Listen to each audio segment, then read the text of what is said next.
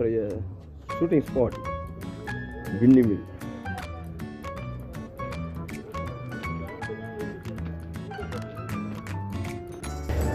கேரவாடு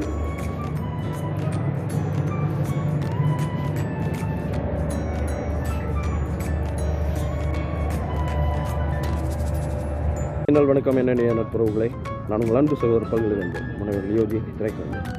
இன்றைய shooting spot Chennai வின்னிமில்.